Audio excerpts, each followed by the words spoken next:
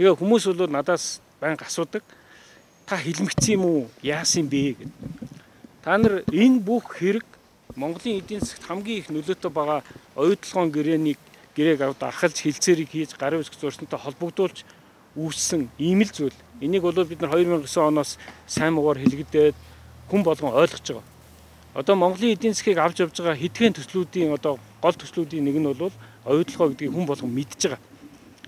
Гадаадын 3 дахь орны хөрөнгө оруулалт гэдэг бол Монгол улсын эдийн засагт маш хэмжээний доллар оруулж ирэхээс гадна өөрөө шин технологи, ноу-хау, компани соёл, за дээрээс нь бол Монгол улсын тусгаар тогтнолыг эдийн засгийн аргаар баталгаажуулдаг ийм зүйл болдгоо гэдгийг бол хүн болгон ойлгож байгаа гэж ингэж бодож байгаа. Энэ үнэхээр Монгол улсын дотоодын нийт төсөөлөлтөд тэнцэх хэмжээний ийм том хэмжээний хөрөнгө оруулалт орсон учраас энэ том төслийг бол сайлах, муулах үзэгдэл бол байнга байсан.